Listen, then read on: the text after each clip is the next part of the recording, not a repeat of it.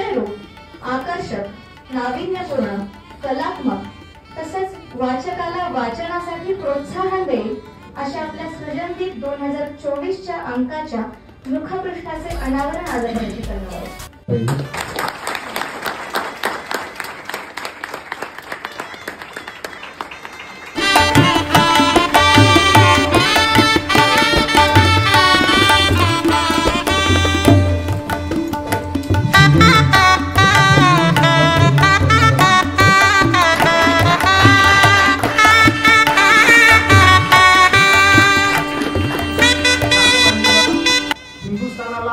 दोन भागांमध्ये दुभंगणारी नर्मदा मधून व्हायची आणि त्या नर्मदेच्या पलीकडच्या तीरावर जे होते ते इराण आणि त्यामुळे ही औपचारिकता असते ती पूर्ण करायची असते म्हणून मी तुमच्या समोर उभा आहे।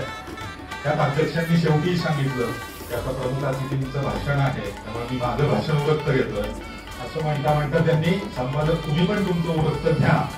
बसलो होतो असं उत्तम सुंदर सोहळा पाहत होतो। काही गोष्टी माझ्या मनात आल्या। डॉक्टर हिमांशु पेंडसे यांनी मला मुद्दाम सुखाचा शोध या विषयावर बोलण्यासाठी आमंत्रित केलं। मला एक प्रकारे एक बोलायचं राहिलं, हे सुंदर हे जे लटकवलेले आहे तिथे महाराष्ट्रातले विचार होते वा अच्छा म्हणजे ही कोणाची कल्पना आणि त्याचा प्रवास कसा। सोहळ्याला बोलवल्याबद्दल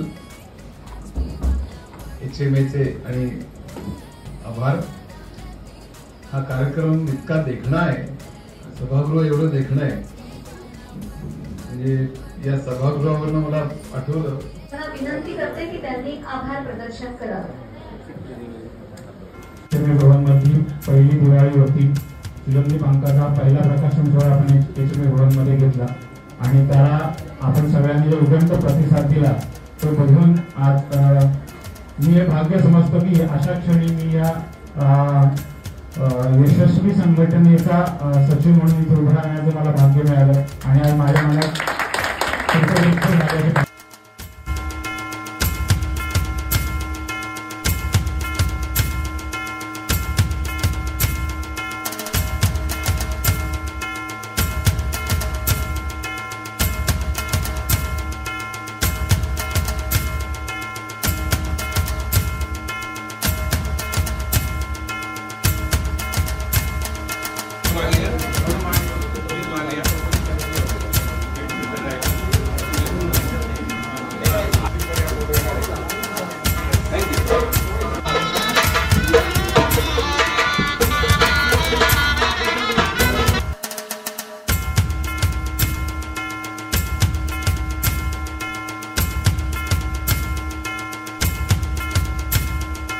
बोले आज इथे दिवाळी अंकाच्या प्रकाशनाच्या समारंभाला आलो होतो।